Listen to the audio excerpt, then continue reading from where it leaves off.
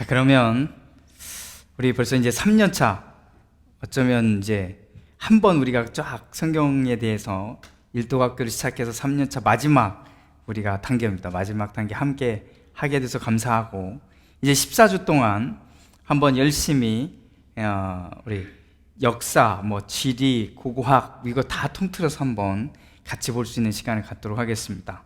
하여튼 이 여름 동안 한번 열심히 한번 같이 가봐 주시고, 혹시 온라인으로 듣게 되더라도 교재는 꼭 봐주시고, 교재는 우리가 지난번에 했던 방식대로 제가 매주 드릴 겁니다. 매주 이렇게 드리면 읽어보시고, 이제 성경이 나와 있으면 예를 들면 창세기 11장 얘기가 나왔다 그러면 창세기 11장을 펼쳐서 한번 쫙 읽어보시고, 이렇게 해서 가보도록 하겠습니다. 근데 이번에는 역시 중간중간에 성경을 읽어야 될 것들도 많이 있겠지만, 일단 교재에 제가 적어드리는 내용들 쭉 보시면 아마 여러 번 읽을 수 있으면 더 좋고, 만약에 그러지 않더라도 그래도 한 번씩 읽어보면 우리가 그동안 1년차, 2년차 계속해서 해왔던 이야기들이 조금씩 퍼즐처럼 맞춰져 가지 않을까, 이런 기대감을 갖습니다. 자, 우리 기도하고 시작하겠습니다. 주님 고맙습니다. 우리에게 지난 몇 년 동안 하나님의 말씀을 가까이 하고 또 하나님 말씀을 읽어가며 또 그 말씀의 의미 속에 우리를 담으려고 애썼습니다. 이제 그 마지막 우리가 구약 일독을 함께 하면서 더 한번 도전하려고 합니다. 하나님의 말씀이 기록된 그 시기에 어떤 일들이 주변에서 있었고 또 이런 일들이 어디에서 있었는지를 우리가 보고 확인할 수 있는 좋은 시간이 되게 하여 주옵소서. 축복하며 예수님의 이름으로 기도드립니다. 아멘. 자, 이미 가지고 계시니까 우리 지난 신약할 때 드렸던 지도책, 이거 갖고 계시죠? 지도책. 이 지도책하고, 그리고 또 하나가 있다면 지도. 이거를 같이 갖고 다니시면 좋습니다. 이제 앞으로 우리가 봐야 될 내용들이 이 지도책하고 이 지도에서 있는 거니까, 이런 일들이 이렇게 있었구나, 저런 일들이 저렇게 있었구나 하는 것들을 우리가 함께 보는 거니까 같이 보아가면서 가보도록 하겠습니다. 자, 앞에 이 지도를 보게 되면 우리가 익숙해져야 됩니다. 이제는 이 지역을 보게 되는 지형을 잘 보셔야 되는데, 현대 지형으로 보면 지금 예를 들면 이스라엘하고 팔레스타인하고 굉장히 불편하게 지금 전쟁을 하고 있잖아요. 싸움을 하고 있는데 그거 어디서 일어나지 하는데, 우리 기독교인들은 적어도 이스라엘이 어디 있는 정도는 좀 알고 있어야 되잖아요. 제가 그런 생각을 해봤어요. 우리가 미국에 살고 있으니까, 우리가 미국에 사는 한국 사람들이니까 한국 얘기에 되게 민감하겠지만, 미국 사람들이 과연 한국에 대해서 얼마나 관심이 있을까요? 그냥 미국 사람들, 저는 별 관심 없을 거라고 생각해요. 왜냐하면 또 한국이 어디 있나? 물론 요즘에 그 K-문화 이런 걸로 인해서 진짜 한국이 관심이 많아져서 한국이 여기 있는 거래 이렇게 해서 하는 경우가 좀 늘어났을 뿐이죠. 과거에 비해서 훨씬 많이 늘어났겠지만, 일반적으로 보면 한국의 정치, 역사 이런 것까지 과연 관심이 있을까? 없거든요. 그러니까 한국에서 무슨 일이 일어났을 때 미국 사람들이 그래도 미국 대통령이나 와야 한국을 갔네? 이 정도 이야기가 나오지 않을까. 근데 바꿔서 얘기하면 우리가 교회를 수십 년을 다니는 거잖아요. 교회 신앙생활을 하면 수십 년을 하는데, 이스라엘이 어디 있어요? 팔레스타인이 뭐예요? 이런 이야기들을 할 사람들이 많다는 거죠. 그래서 저는 좀 생각해 봐달라.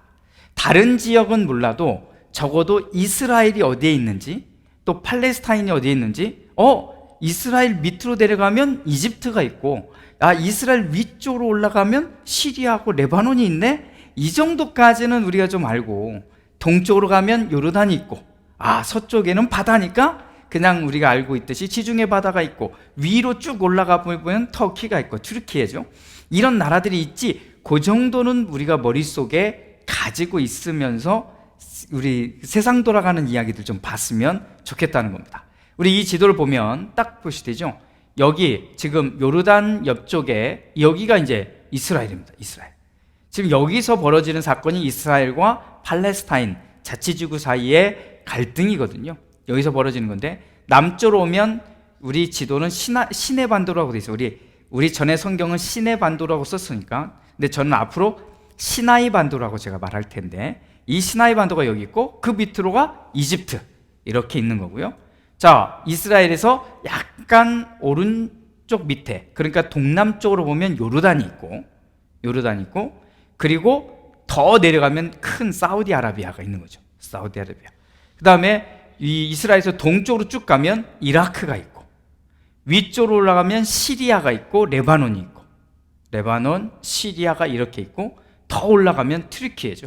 이제는 터키라는 말 쓰지 않으니까 튀르키예가 있고, 그리고 이라크를 더 지나면 굉장히 큰 땅인 이란이 존재하고, 그래서 이라크에서 이란 이 북쪽으로 올라가게 되면 러시아 쪽으로 가게 되는데, 여기에 뭐 그루지아라든지 아르메니아라든지 뭐 조지아라든지 이런 그 아제르바이잔인가 그 이런 나라들이 여기 있는 거죠.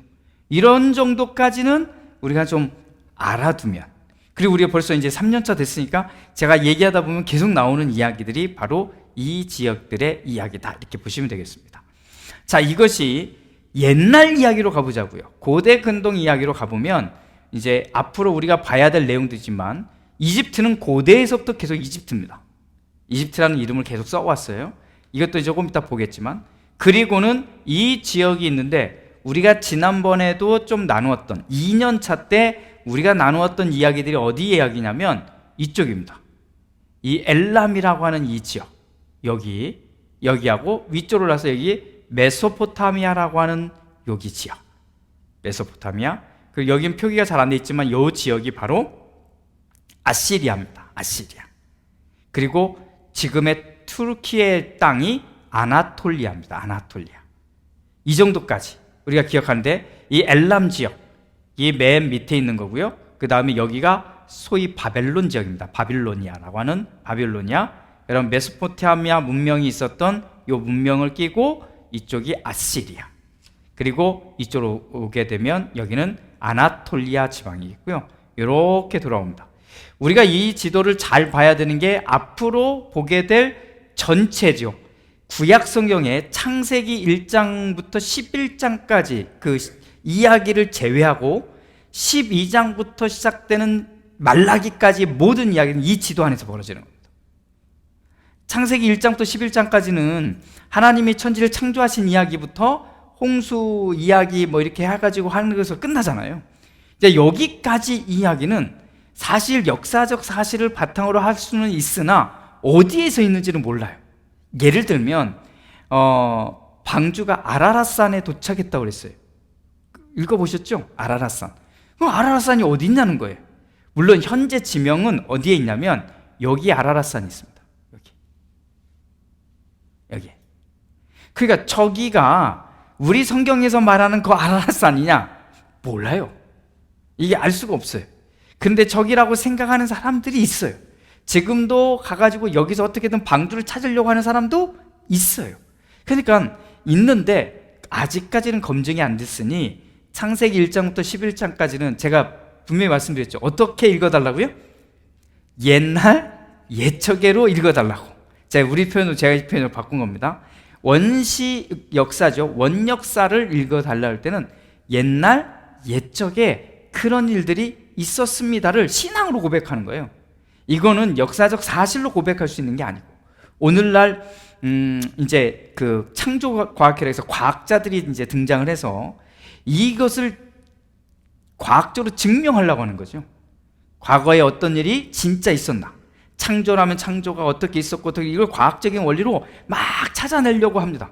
근데 이 사람들의 노력과 동기는 저는 박수를 쳐줄 수 있는데, 이 사람들이 내놓은 결과물들이 아무래도 박수를 쳐줄 수가 없어요. 예를 들면 우리 지구의 인류의 역사, 인간의 역사를 6,000년으로 보는 거예요. 6,000년. 성경을 시간을 거꾸로 계산을 해봤더니 6,000년이라는 거예요. 이걸 어떻게 받아들여야 될까?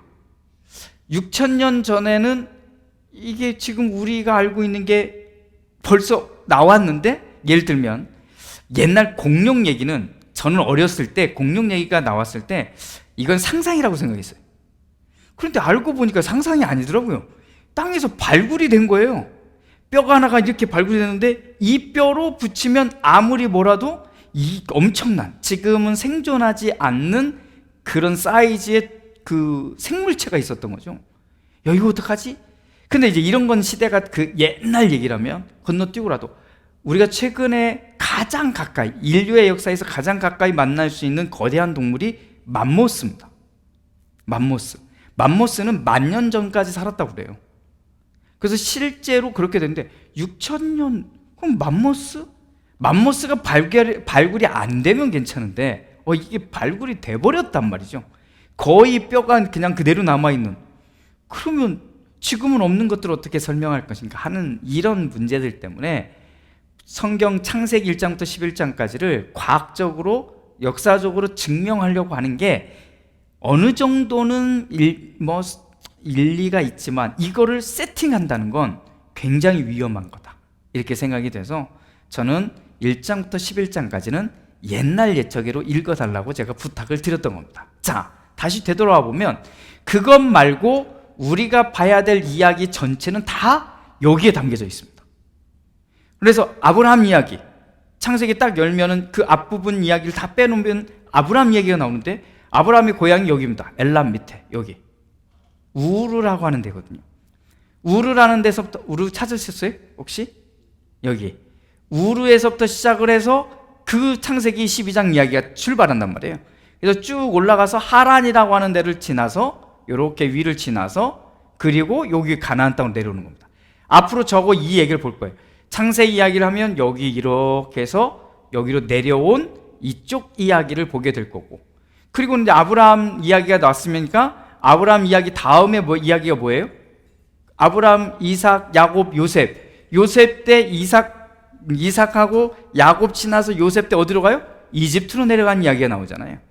그래서 이집트로 내려간 이야기, 이집트에서 400년 종살이 하다가 다시 탈출해서 가나안 땅에 들어간 이야기, 가나안 땅에 살다가 왕국을 이뤘는데 왕국을 이뤘던 그 첫 번째 왕국이 사울 왕이었고, 그 다음에 이어진 왕이 다윗, 솔로몬으로 이어졌는데, 다윗, 솔로몬 때 다윗이 팽창을 하고 솔로몬이 팽창을 한 이야기, 다 그때가 여기를 중심으로 해서 페니키아라고 하는 지방, 여기로 무역을 했던 거고요. 그리고 이 당시에 가장 큰 세력이 이쪽에 존재했던 아시리아라고 하는 제국이거든요. 이 아시리아라고 하는 제국, 그럼 아시리아만 있었냐? 아시리아 이전에 있었던 제국들도 있고, 아시리아가 있었고, 그 다음에 아시리아가 멸망하고 나서 어디죠? 바벨론이 들어왔고, 바벨론이 멸망한 뒤에 앞서 얘기했던 엘람 이 오른쪽에 있었던 사람들이 페르시아 사람들인데, 이 페르시아 사람들이 밀고 들어오는 거죠.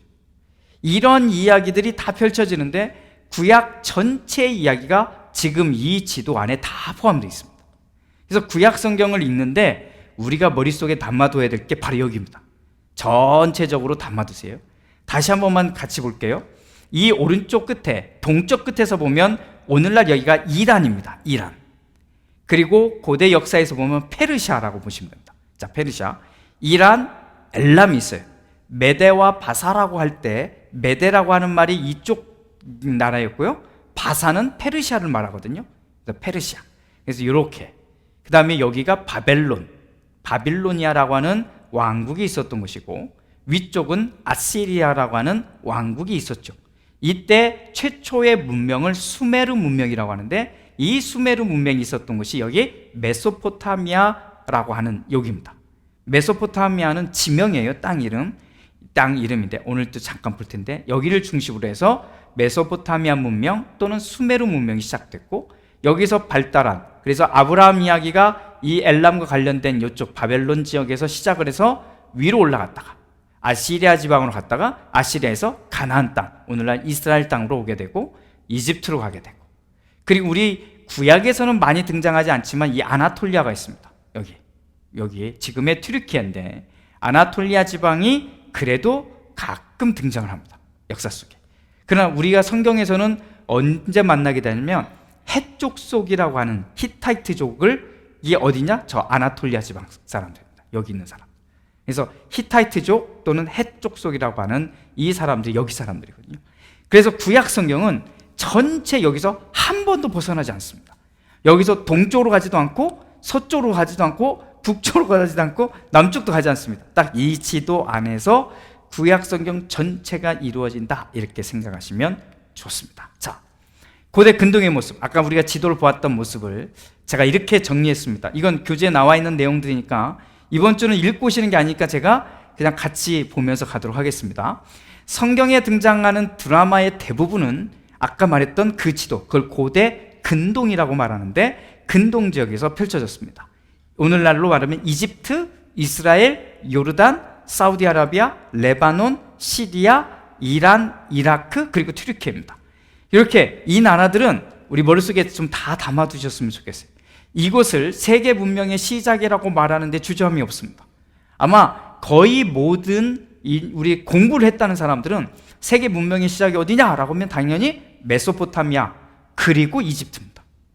그래서 여기 전체를 고대 근동이라고 말하거든요. 그래서 이 두 개의 문명을 다 가지고 있어서 이 지역은 실제적으로 보면 유럽과 아시아와 아프리카의 딱 연결지점이죠. 좀 대단히 중요한 지점입니다. 여기를 또 뭐라고 부르냐면, 이렇게 지도를 그려보면 이 지도는 비옥한 초승달 지역이다, 이렇게 말합니다. 초승달. 다 들어보셨죠? 이렇게 해서 이 모양이 이렇게 생겼으니까 초승달처럼 떴다, 이렇게 해서 이제 생긴 이 초승달 지역입니다. 그래서 이 지역을 우리가 보게 되는데, 뭐 이 지역은 말 그대로 앞에 비옥한이라고 하는 걸 붙인 걸 보면 비도 많이 왔고요, 그리고 먹거리를 찾기가 용이했던 지역이었다, 이렇게 보시면 됩니다. 먹거리가. 그래서 먹거리가 풍부하고 비가 자주 왔으면, 잘 왔으면, 물이 풍부하면 사람 살기가 좋았고, 사람 살기가 좋았다는 얘기는 결국 문명과 문화가 발달할 수 있었던 지역이었다, 이렇게 보시면 되겠습니다. 자, 이건 뭐 정리한 내용도 똑같아요. 이 지역은 많은 강수량과, 자, 비가 많이 오니까 사람들이 어떻게 했냐, 이 비를 그냥 알아서 우리가 살아야지 라고 피했던 게 아니고요, 이 지역은 비가 많이 오는 그 물을 어떻게 할 것인가를 그 옛날부터, 지금부터 4,300년 전, 5,000년 전에 이미 그걸 고민했습니다. 그래서 지금 우리가 말하는 댐과 비슷한 것들을 이미 그 당시에 만들고요, 물길, 우리는 수로라고 만드는 것도 4,300년 전에 이미 만들었습니다. 그렇게 물을 이용한 시설들을 관계시설이라고 하는데, 이런 것들을 가지고 물을 충분히 활용할 수 있었고 기후도 적절했기 때문에 도시문화가 발달하는데 엄청난 자료가 된 거죠. 그래서 아주 중요한 이야기를 다루게 될 수밖에 없습니다. 여기입니다. 그 초승달 지역, 이제 여기 보시면 여기가 페르시아만입니다. 여기 페르시아만, 여기가 지금 제가 보여드리는 이쪽이, 지금도 유조선과 관련된 막 사건들이 막 벌어지면 다 여기입니다. 여기서 벌어지는 거죠. 이란이 막 이렇게 납포하거나 유조선을 막 한 지역이 다 여기입니다. 아무튼 여기 페르시아만에서 문명이 거의 시작을 했다. 또 이집트 문명이 시작했다. 그래서 이 두 개의 문명이 여기를 사이에 두고 만나게 되는데, 잘 보시면 알겠지만 이스라엘이 여기잖아요. 여기 이스라엘이, 여기 팔레스타인이라는, 여기를 좁죠. 실제로 보면 이 나머지는 다 사막입니다. 그러니까 사막이라는 얘기는 이쪽은 사람들이 살 수가 없어요. 그래서 이쪽 문명, 소위 말하는 메소포타미아 문명을 가지고 있던 사람이 이집트 문명하고 싸우려면 여기로 와야 돼요.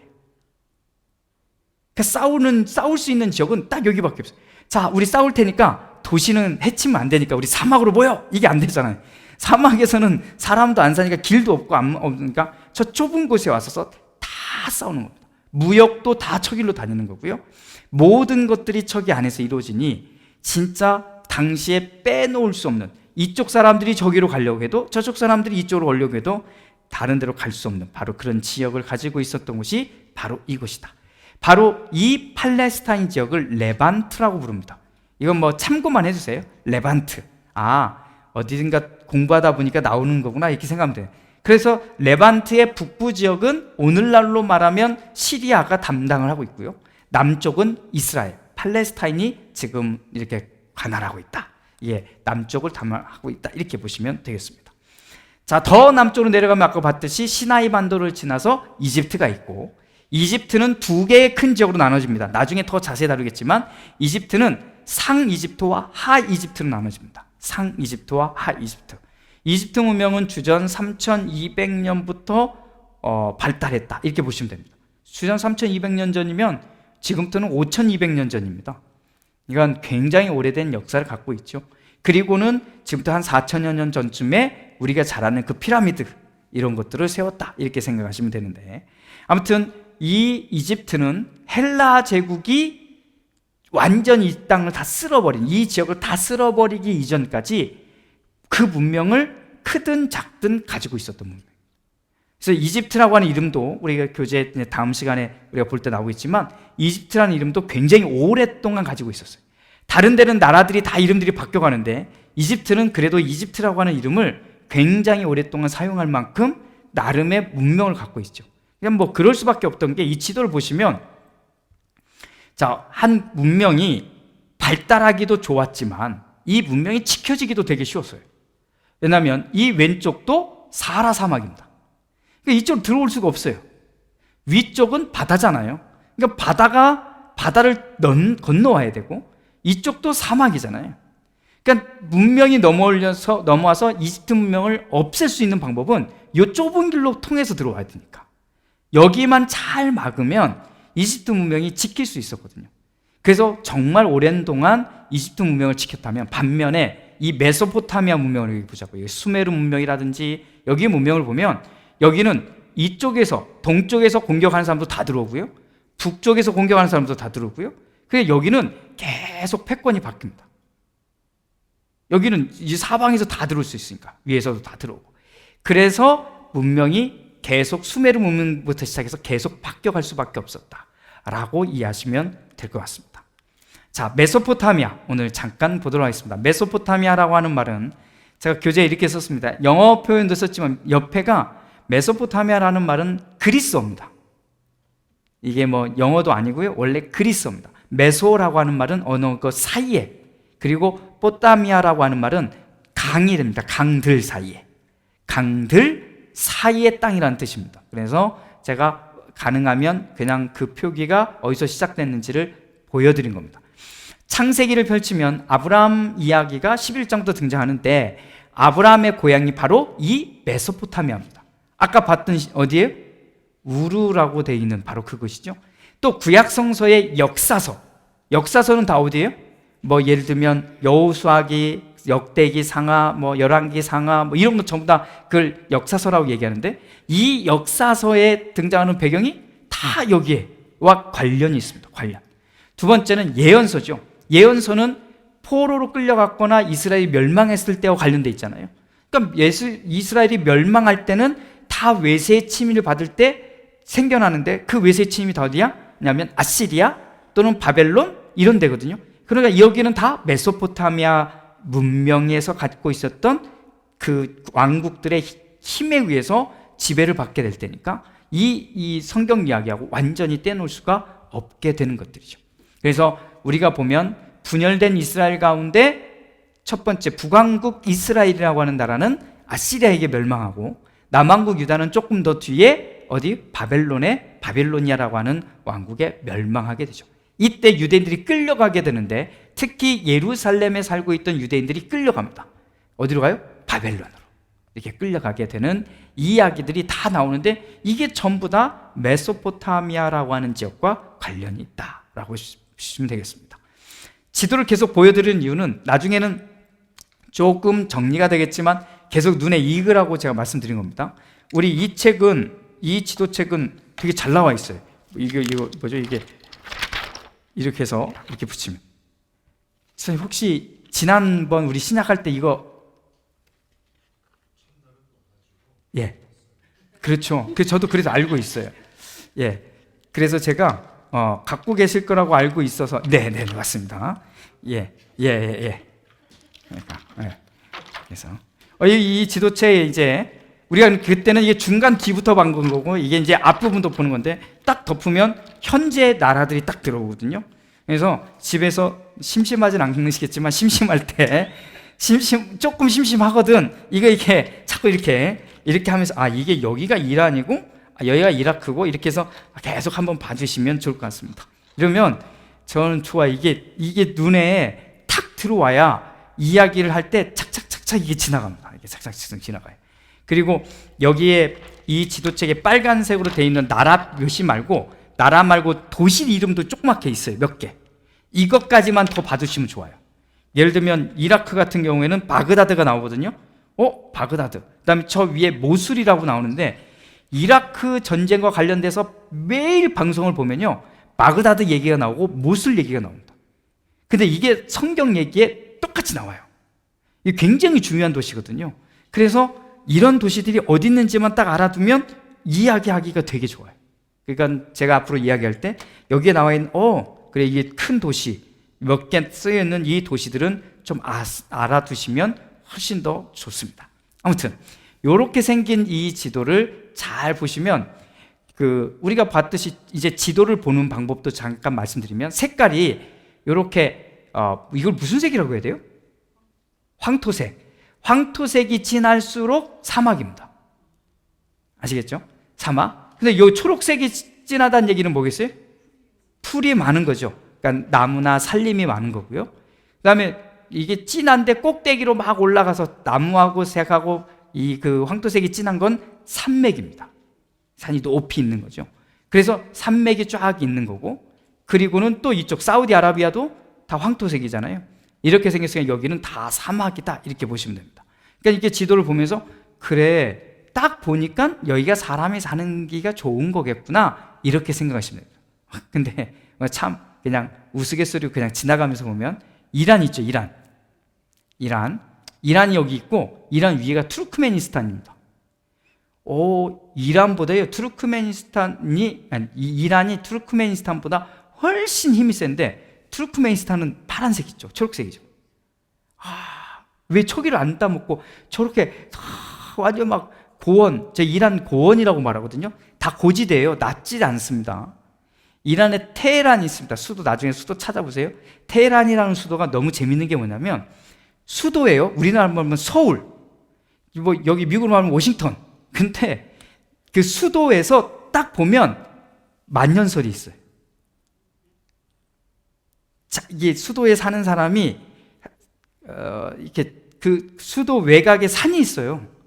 근데 이 산이 여름에도 스키를 탈 만큼 높은 산이에요. 굉장히 독특한 지형이에요. 저기 사막은 아니에요. 저기를 사막이라고 말하지 않고 고원이라고 말합니다. 그래서 이란 고원이라고 해요. 정말 땅이 기본적으로 높이 있어요. 높은 지대에 쫙 있는데 거기에 산이 있어요. 근데 그게 수도인 테헤란에 있어요. 재미있는 구조를 갖고 있어요. 거기에 어떻게 그 수도를 만들고 했는지 모르는데, 아무튼 그렇게 돼 있습니다. 그래서 이란도 공부해보면 재밌는데, 아니 조금 더 위로 올라가서 저기 저 푸른 초원을 딱 차지했으면 먹거리도 좋을 거 막 이럴 텐데, 아무튼 더 가면 이제 얘기가 길어지니까 거기까지만 하겠습니다. 아무튼 저렇게 그려졌다, 이렇게 생각하시면 됩니다. 비옥한 초승달로 가볼게요. 비옥한 초승달로 가보면 확실히 다르죠. 이쪽은 초원지대 사람들이니까 당연히 어디로 오겠어요? 이쪽으로 와서 이 물 많고 먹거리가 많은 쪽에 땅을 차지하고 싶었던 거고요. 이 북쪽도 마찬가지죠. 여기가 지금의 투르키예인데, 투르키에도 보면 이 바다나 강 쪽으로만 파란 초록빛이 있고 나머지는 고원이란 말이에요. 높은 지대고 황량하거든요. 이 지대 사람들도 이쪽 서쪽으로 가든지 아니면 이쪽으로 올 텐데 주로 다 이쪽으로 넘어와서 살고 싶었던 거죠. 그래서 이런 문화적으로 살고 싶었던 땅들이 어디냐? 우리가 아는 메소포타미아라고 하는 운명 지역입니다. 메소포타미아 역사를 간단히 다루겠습니다. 현재 이라크 남부지방에서 시작한 역사는 주전 4000년경으로 올라갑니다. 다시 말하면 지금부터 6000년 전 얘기입니다. 이게 메소포타미아의 역사입니다. 우르크라고 하는, 혹시 들어보셨죠? 여기서 들어보셨죠는 아느냐고 묻는 게 아니고 들어만 보셨어도 됩니다. 우리 2차 때 했습니다. 자, 우르크라고 하는 나라, 니푸르라고 하는 나라, 너네베라고 하는 도시가 있습니다. 너네베는 니느웨를 말하는 거예요. 우리 성경지명에서는. 또 바벨론, 이런 도시들을 품고 있는 것이 메소포타미아인데, 여기서 시작된 문명은 우리로 말하면 이미 어느 정도 수준이 올라온 겁니다. 자, 우리끼리 앉아가지고 돌로 해서 불 피고 지냈다, 이게 아니고요. 도시를 건설할 정도의 문명을 말하는 거예요. 그럼 거기까지 이전의 삶도 있지만 거기서부터 하나의 문명으로 취급한다면 이 수메르 문명이 그겁니다. 그러니까 수메르 문명이 거기서도 시작된 거고, 그리고 수메르 문명에 이어서 등장한 왕국이 아카드 왕국이고, 그리고 우루 삼왕조입니다. 삼왕조라는 얘기는 이 우루 1왕조도 있고 2왕조도 있었어요. 근데 거기는 힘이 없었고 역사적으로 크지 않았으니까 삼왕조부터 우리가 이야기를 하는 겁니다. 그 다음에 아시리아 제국, 그리고 이제 넘어가서 계속 이어지는 그 땅의 역사들이 등장하는 거고요. 여기에서 이제 우리가 알 수 있는 사람, 유명한 사람 이름이 우루 제국의 창시자인데 우루가 있고요. 사르곤이 있습니다. 아카드 왕국을 창설한 사람. 그리고 함무라비라고 하는, 들어보셨죠? 법전을 만든 고대 바벨론의 왕. 자, 구분합니다. 바벨론 하면 우리가 알고 있는 바벨론은 그 이스라엘, 남왕국 유다를 쳐서 이 바벨론 얘기하잖아요. 이 왕국 말고 앞에 고대자가 붙으면 훨씬 위로 올라갑니다. 아시겠죠? 고대자가 붙으면 저 위의 시대를 말하는 거고요. 고대가 빠지면 우리가 말하는 성경시대에 이 남왕국 유다를 쳐서 이 포로로 끌고 갔던 그 때를 말한다고 생각하시면 됩니다. 앞서 얘기했듯이 메소포타미아는 두 강 사이에 있는 곳인데, 그럼 강이 있다는 얘기는 재미난 건 뭐냐면 강에 홍수가 많이 일어났습니다. 이유가 뭐냐면, 제가 이 지도를 한번 다시 볼게요. 여기가 지금 이 두 강인데요. 이게 티그리스 강하고, 혹시 찾으세요? 티그리스 강하고 유프라데스 강, 이 두 개 강이 있습니다. 이렇게 흘러가거든요. 근데 여기 위에 지역이 지금 여기 지역입니다. 여기는 만년설이 있습니다. 눈이 많이 와요. 겨울에 눈이 많이 와서 여기 눈이 많이 쌓인 게 봄철이 되면 비가 오니까 저 눈이 녹고 비가 내려서 이 강이 밑으로 흐르면서 범람하게 됩니다. 이해하시겠죠? 여기에는 눈이 쌓인 것들이 녹아서 내려오고, 이쪽은 비가 많이 와서 이게 몰아서 이쪽으로 내려오게 됩니다. 그래서 여기 보면 강들이 여러 개가 이렇게 돼 있어요. 여러 개가 생기는 이유가 굉장히 많은 물들이 쏟아져 내려오거든요. 굉장히 많은 물들이. 그래서 사람들이 어떤 걸 경험하냐면 홍수라고 하는 걸 경험합니다. 홍수라고 하는 걸 경험해요. 그러니까 완전히 사람들이 살던 데를 어느 해에는 완전히 다 뒤엎어버린 거죠, 물이. 왜냐면 뭐 그 당시에 댐이라고 하는 게 지금처럼 어마무시하게 이게 막을 수가 없었으니까. 이런 이야기들이 배경 속에서 담기다 보니 메소포타미아의 이야기에서 홍수 이야기는 빼놓을 수가 없습니다. 자, 이렇게 홍수가 일어나니까 그나마 그 시대에 댐도 만들고, 아까 말했던 관계시설도 만들고, 운하도 만듭니다. 이게 지금 6,000년 전 얘기라고 생각하셔야 돼요. 엄청난 문명이 발달하게 되는데, 그러다 보니 사람들 사이에서 이게 퍼지던 이야기가 있습니다. 퍼지던 이야기. 자, 6,000년 전은 책이 없었습니다. 아시죠? 그러니까 6,000년 전에는 말에서 말로 전해지는데, 야, 이랬더래 저랬더래 하면서 이야기들이 전해져 내려오는데, 이 전해져 내려온 이야기 중에 현재 남아있는 서사시가 있습니다. 서사시예요. 가장 오래된 서사시인데 그 서사시가 길가메시 서사시입니다. 자, 이건 말 그대로 시예요. 시. 영웅인 길가메시라고 하는 왕에 관련된 시입니다. 총 3,000행입니다.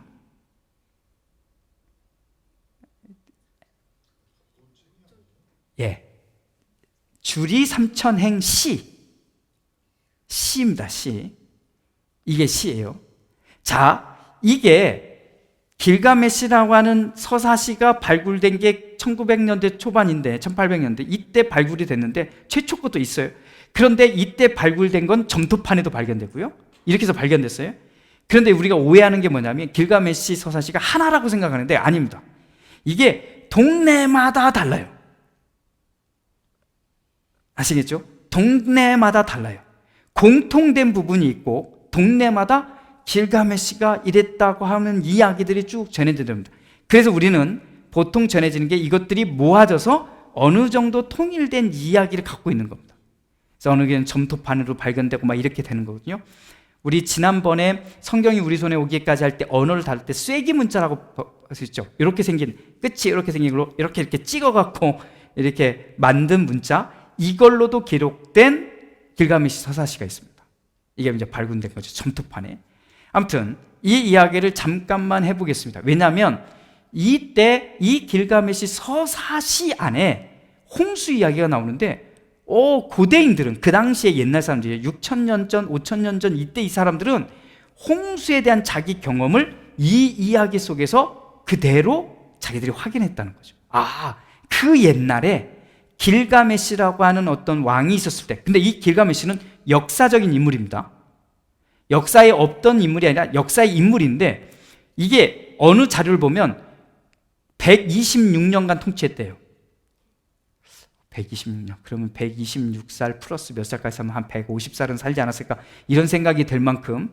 아무튼 그런데, 근데 이제 서사시를 열면 3분의 2는 신이고 3분의 1은 인간으로 표현이 돼요. 아무튼 이런 것들이 이제 묶여져 있어요. 아무튼 유대한 왕이었다라고 보여지는데, 아무튼 이 왕과 관련된 이야기로 이 서사시가 쓰여집니다.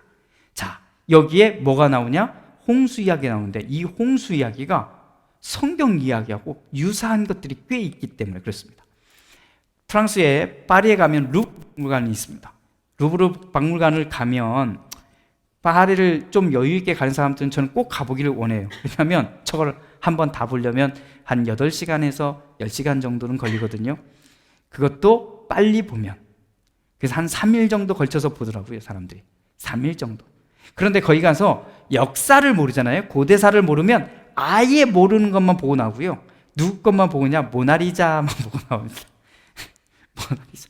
가서 다 그 앞에서 사진 찍고 와요. 어떻게든 나 거기 갔다, 이거를 검증하기 위해서 거기서 찍는데, 이거는 그 루브르라든지 대형 박물관 이런 데는요, 들어가서 역사의 시작부터 발을 움직일 수가 없어요.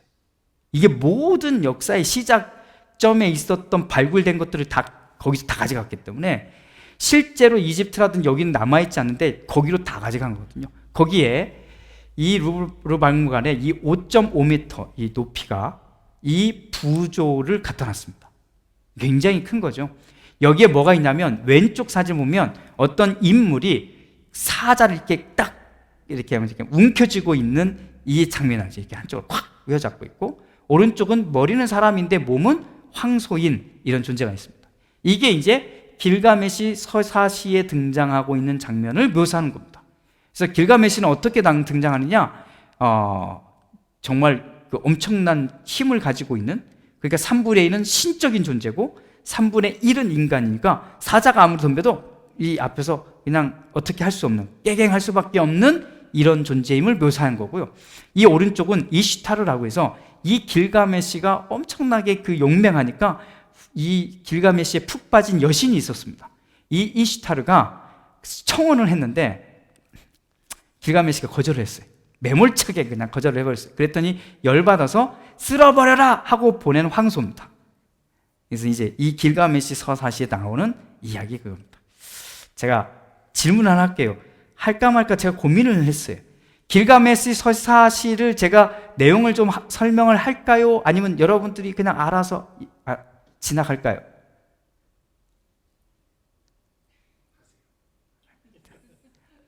아시죠? 예, 하겠습니다. 그럼 해보겠습니다. 길가메시라고 하는 인물은 주전 2800년경에 수메르의 도시국가인 우르크의 왕입니다.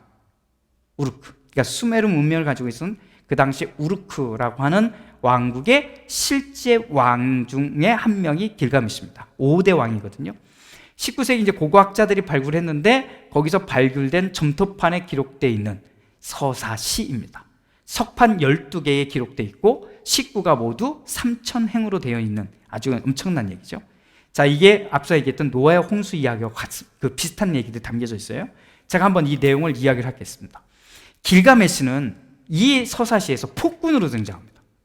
왜냐하면 자기가 워낙 힘이 세고, 그러니까 남자들은 다 전쟁터로 내보내고 처녀들은 다 자기의 성적 놀이개로 만들어버립니다. 그러니까 이 시민들이 너무 열받잖아요. 그래서 신들에게 탄원을 해요. 제발 저거 어떻게 벌 좀 내려달라고. 그러니까 신들이 모여서 회의를 하다가, 안 되겠다, 쟤를 어떻게 좀 뭐 그냥 없앨 수 없으니까 얘하고 싸워갖고 맞짱을 뜰 수 있는, 소위 말해 이길 수 있는 존재를 하나 만듭니다. 엔키두라고 해서 이 엔카두를 만들어가지고 보내는데, 이 둘이 하루 종일 싸우는데 이 싸움이 안 끝나요. 근데 남자들 세계는 재밌죠? 싸우고 친구가 된다고 얘네 둘이 절친이 돼버립니다. 이제 둘도 없는 절친이 돼버렸어요. 그래가지고 이제 둘이 모험을 떠나요. 야, 이번에는 어디로 가자, 이번에는 저기로 가자, 이러고 하는데, 서쪽 끝에 삼나무라고 하는 것이 심겨져 있는 아주 신성한, 신들만이 사용하는 삼나무가 심겨진 거기를 가면 거기에 괴물이 있어요. 이 괴물이 있는데, 혼바반가? 이 괴물을 무찌르고 우리가 삼나무를 잘라서 오자, 이러고 둘이 또 의기투합을 해서 또 떠나요. 그래서 딱 괴물이 시키고 있는데 이 괴물을 무찔러 버리고, 그리고는 삼나무를 끊어서 와버립니다. 그러니까 이제 어때요? 야, 이것 때문에 너무 이제 신들 세계에 유명해진 거죠. 그러자 아까 말했던 이슈타르라고 하는 여신이 푹 빠져버려요. 그래서 청혼을 합니다. 그런데 매몰차게 그냥 잘리고 나자 열받아서 아까 그 황소를 보낸 겁니다. 아까 그 말했던 머리 사람 모양인데 황소를 보냈는데, 이 황소마저도 죽여버리고 황소의 고기 살점을 뜯어서 여신에게 던져버립니다. 어때요? 여신이 좋아했을까요? 이건 여신을 무시한 거잖아요. 그래가지고 여신이 무시를 당하자 안 되겠다, 그래서 신들을 다 모아서 이 소위 말하면 길가메시하고 엔카두 둘을 재판에 회부합니다. 재판에 딱 회부했는데 둘 다 유죄 판결이 났어요. 그 유죄 판결이니까 판결을 집행을 해야 되는데, 놀랍게도 엔카두는 처형을 시켰는데 길가메시는 그냥 놔뒀어요. 왜 그랬는지는 나오잖아요. 아무튼 살려놔요. 자, 이렇게 되니까 길가메시가 친구가 죽었잖아요. 그러니까 친구가 죽으니까 굉장히 슬퍼하면서 안 되겠다, 나 같은 존재, 소위 말하면 완전히 신이 아닌 존재들은 이 땅에서 죽고 끝나니까, 한마디 보니까 신들은 영생을 하니까, 그러면 영생을 하는 이 비법을, 이 비밀을 찾아내게 되겠다, 이러고 마음을 먹습니다. 그리고는 이 영생의 비밀을 찾기 위한 여행을 떠납니다. 이 여행을 떠나는데 동쪽 끝에, 저 끝에 노인이 한 명 살고 있는데, 이게 우트나 파시팀이라고 하는 이 노인이 살고 있는데, 이 노인 얘기를 들어보니까 그 노인은 영생한다는 거예요. 영원히 살고 있다는 거예요. 그 얘기를 듣고 그 노인을 찾아 떠나갑니다. 그래서 뭐 하늘까지 닿은 산도 넘어가고, 이야기는 그거예요. 하늘까지 닿은 산도 넘어가고 어둠의 지역도 넘어가고, 그리고는 강도 쫙 넘어가고 했는데 끝이 보이지 않는 바다를 딱 도착하자 다시 거기서 뱃사공 하나를 만나서 이 뱃사공에 배를 타고 그 바다를 쭉 가다가 이 유트나 바스팀이라고 하는 이 노인이 살고 있는 성을 만나서 딱 도착하게 됩니다. 그래서 이것 때문에 찾아왔다고 하니까 이 노인하고 이 노인의 아내가 없다는 얘기를 합니다. 그런 건 없다. 실망을 하는 거죠. 그래도 계속 얘기하니까 이 노인의 아내가 그러면 힌트 하나는 주겠다고 하면서 이야기를 꺼냅니다. 뭘 이렇게 하냐면, 죽음, 가벼운 죽음 뭔지 아느냐? 이렇게 물어. 가벼운 죽음. 가벼운 죽음이 뭘까요? 잠을 안 자면 내가 그 비밀을 알려줄게 했는데, 지금까지 이 여정을 막 해서 너무 힘들게 여기까지 왔잖아요. 그 말을 듣고 얼마 지나잖아 잠이 들었는데 7일 만에 깨어납니다. 잠을 딱 깨어나고 보니까 자기가 잠을 못 이겼잖아요. 그러니까 당신에게는 비밀이 없습니다 하고 딱 포기합니다. 그래서 이 노인 아내가 그냥 보내고 노인이 보내려고 하는데, 그래도 이제 어떻게든 비밀을 알고 싶으니까 이 노인의 아내가 딜을 하나 합니다. 그래도 이렇게까지 왔는데 선물이라도 하나 해줘야 되지 않냐, 선물이라도 하나 해줘야 되지 않느냐 하고 준 게 뭐냐면, 저 바다 밑에 가면 우리로 말하면 회춘하는 젊어지는 풀이 있다 알려줍니다. 그래서 가서 이 풀을 뜯어다가 가지고 자기 고향으로 되돌아갑니다. 근데 되돌아가다가 어느 샘에서 이제 피곤하니까 이제 샤워를 하려고 목욕을 딱 하고 나오는 사이에 뱀이 그 풀을 먹어버린 거예요. 그리고는 껍질을 벗고 회춘해서 가버립니다. 이게 이제 뱀이 벗잖아요. 허물 벗잖아요. 그것처럼 이게 젊어서 갔다는 거죠. 그래서 영생도 못 얻고, 소위 말하면 젊음도 찾을 풀도 잃어버리고 터벅터벅 자기 고향 땅에 도착합니다. 그런데 이 긴 여행을 통해서, 그럼 이 이야기로 그냥 끝나버리면 우습잖아요. 이 사이에 어떤 얘기가 담겨져 있냐면, 이 노인이, 앞서 얘기했던 이 노인이 옛날 이야기를 하나 들려줍니다. 옛날. 자기가 왜 영생하게 되었는지에 대한, 영원히 살게 되었는지의 이야기가 나오는데, 이 이야기에 뭐가 나오냐면 홍수 이야기가 나옵니다. 신들의 왕인 엔린이라고 하는 그 왕이 있었는데, 인간들을 보니까 너무 시끄러운 거예요. 그리고 문제들만 일으키고 너무 쓸데없어서 싹 쓸어버리겠다고 마음먹고 홍수로 끝내버리는 그 마음 먹습니다. 이때 여신이 아까 말했던 그 노인 있잖아요. 이 노인을 편애했는지 모르지만 이 노인에게 홍수가 올 거니까 홍수를 피해갈 방법을 가르쳐 줍니다. 그래서 방주를 만들게 하고 그 방주 안에 그 사람의 아내하고 가축들을 다 싣게 합니다. 그리고는 정말 홍수가 7일 동안 밤낮으로 내려서 온 땅이 다 물에 잠깁니다. 그래서 물에 다 잠겼다가 이제 비가 다 그치니까 뚜껑을 열고 밖을 내다보니까 이제 비는 그쳤네. 그런데 이제 다 사람이 살 만한 땅이 있을까 하고 했던 차에 새를 날려버립니다. 3마리의 새. 뭐죠? 첫 번째가 비둘기, 제비, 까마귀 순서대로 내보냅니다. 그런데 비둘기, 제비는 돌아와요. 왜냐하면 앉을 데가 없었으니까. 까마귀가 나가서 돌아오지 않습니다. 아, 어딘가 이제 물이 다 끝났구나 하고 내린 거죠. 그래서 이제 사람들이 살게 됐는데, 이걸 보고 인간은 딱 이제 둘밖에 안 남았잖아요, 그 당시. 나머지는 다 진흙이 됐다고 하거든요. 아무튼 둘밖에 안 남으니까 이 신들의 왕인 엔린이 이 노인에게, 너는 그러면 저 동쪽 끝에 가서 영원히 살라고 축복을 줍니다. 복을 따로 내린 거죠. 그래서 이 사람들만 그 동쪽에 와서 영원히 살 수 있는 존재가 되었다는 이야기를 해줍니다. 자, 그 이야기를 들은 뭐예요? 이 길가메시는 알게 되죠. 아, 영생은 누구라도 얻을 수 있는 게 아니라 신의 은총, 특별한 은총이 주어진 이 두 사람에게만 있을 뿐 모든 인간은 죽는 거구나, 이걸 깨닫게 되죠. 아무튼 이러한 이야기들이 거기에 담겨져 있어요. 그러니까 이 홍수 이야기가 가만히 보니까 성경에 나오는 노아의 홍수 이야기하고 비슷하잖아요. 그런데 노아의 홍수 이야기가 쓰인 것보다 훨씬 먼저 쓰였으니까 그러면 그건 더 오래된 옛날 이야기겠구나, 이렇게 생각을 하게 된 거죠. 아무튼 길가메시의 서사시는 이렇게 해서 돌아오면서 끝나는데, 어떻게 바뀌냐면 이 여행을 끝나고 돌아온 길가메시는 폭군에서 아주 지혜로운 왕으로 바뀝니다. 자기가 이런 걸 깨닫는 거죠. 거기에 글이 이렇게 돼 있어요.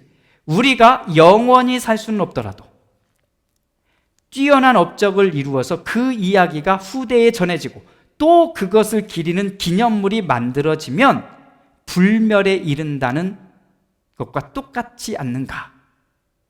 내가 영원히 살지 않아도 내가 남겨놓은 것들이 영원하게 되면 나는 영원히 사는 것과 똑같다고 하는 지혜를 얻게 됩니다. 그리고는 소위 말하는 수메르 문명의 화려한 건축물들을 남겨놓게 되는 왕으로 등장합니다. 그래서 훗날 사람들이 길가메시를 기억할 때 어떻게 하냐? 위대한 왕, 힘이 좋은 왕으로도 기억하지만 지혜로운 왕. 그래서 이 문명, 건축물 이런 것들을 아름답게 남겨놓은 왕으로 기억합니다. 그래서 엄청난 거죠. 그래서 그 뒤로 이 길가메시 이야기가 쫙 모든 지역에 세대마다 다 다른 이야기로, 다른 버전으로 흘러 퍼졌던 이야기라고 보시면 됩니다.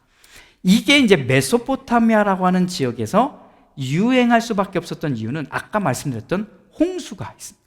매년 범람하는 홍수로 인해서 굉장히 강력하게 자리하고 있었다. 이런 메소포타미아 지역은 북쪽과 남쪽으로 나누어지는데 그 경계선의 위치에 어느 도시가 있냐면 오늘날 바그다드가 있습니다. 바그다드. 아시겠죠? 아까 얘기했던 이라크를 보시면 이라크 그 도시에, 현대 도시에 바그다드가 있습니다. 혹시 찾아보실 수 있어요? 안 그러면 이걸로 찾으시면 돼요. 여기 이 책으로, 이 책에 보시면 이라크 딱 하고 딱 보게 되면 바그다드가 있습니다. 바벨론이라고 되어 있는데 바그다드가 있어요. 있죠? 딱 바그다드가 여기 딱 있는, 여기가 바그다드입니다. 여기를 기점으로 북쪽과 남쪽으로 나눠진다, 이렇게 생각하시면 됩니다. 그래서 남쪽은 아주 평평한 평연지대예요. 평평하게. 그래서 여름에는 좀 덥고, 그리고 겨울은 따뜻한.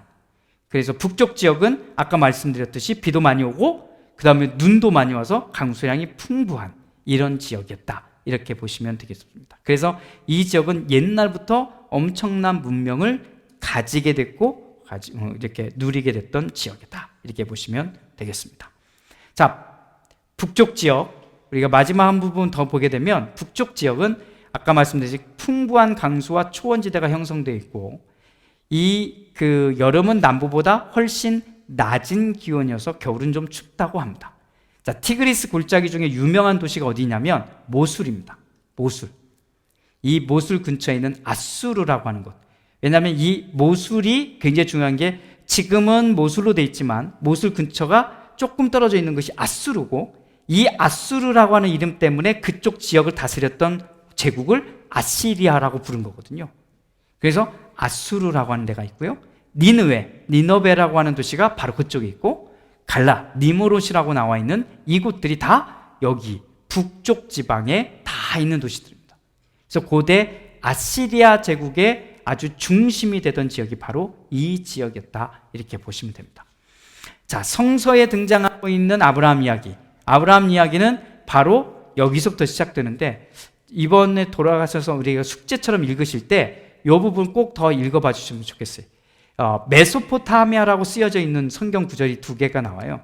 어디냐면 창세기 24장 10절, 이 부분하고, 제가 오늘은 아예 그 교재에도 썼고 저도 써놨습니다만, 앞에 썼습니다만, 이게 뭐라고 나왔냐면, 개역개정판은 이렇게 번역했어요.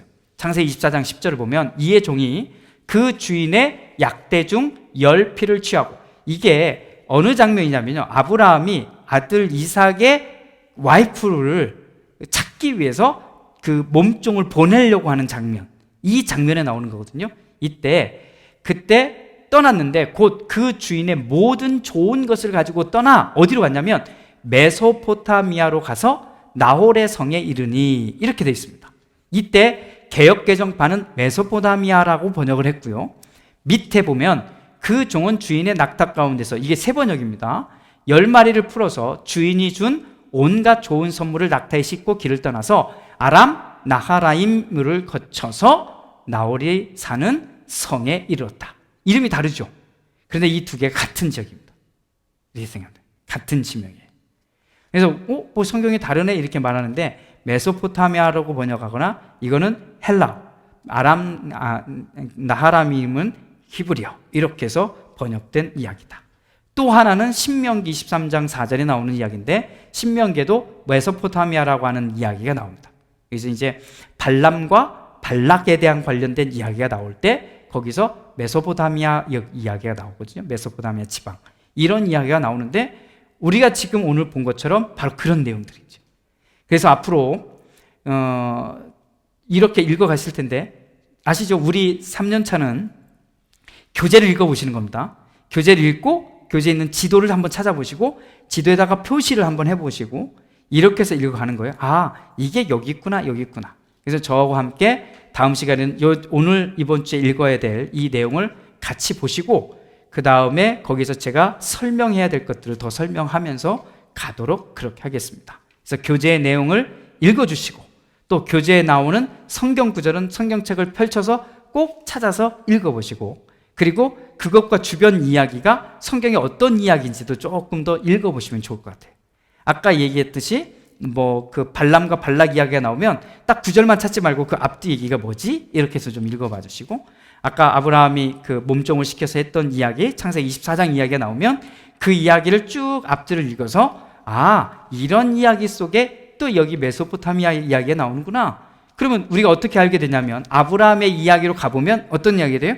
아브라함이 자기 며느리를 세우기 위해서 어디로 가요? 자기 원래 고향으로 사람을 보내는 거잖아요. 메소포타미아, 원래 자기 고향으로 보내서 거기서 며느리감을 찾으러 보낸 이야기가 되는 거죠. 그러니까 지금 본인은 가나안 땅에 와 있는 거고, 그런데 며느리는 그 가나안 땅에 살던 여자들은 안 돼! 이러고는 자기 원래 고향 사람인 메소포타미아인 지방으로 보내서 사람을 구해오는구나. 그럼 이제 지도가 그려지죠. 아, 아브라함이 이렇게 와서 여기 살았는데 자기 며느리를 구하기 위해서 어떻게 했냐면 종을 다시 메소포타미아로 보내는구나. 이 이야기가 머릿속에 좀 그려질 수 있으면 좋을 것 같습니다.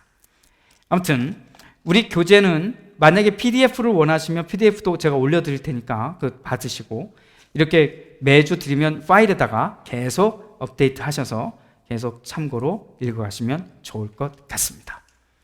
그리고 우리는 3년차쯤 됐으니까 혹시 성경에 관련된 궁금하거나 알기를 원하거나 더 알기를 원하는 내용들이 있으면 언제든 질문 올려주시면 제가 성의껏 준비해서 올려드리도록 하겠습니다. 기도합니다. 주님 고맙습니다. 우리 14주의 긴 여정을 시작했습니다. 하나님의 말씀이 기록되고 그 기록된 말씀 그 밖에 많은 역사의 이야기, 또 그 땅들의 이야기, 이런 이야기들이 놓여져 있습니다. 하나씩 알아가면서 하나님의 말씀이 얼마나 소중하게 우리 안에 다가올지 기대하며 읽어가는 우리 모두가 되게 하옵소서. 축복하며 예수님의 이름으로 기도드립니다. 아멘. 감사합니다. 감사합니다. 감사합니다.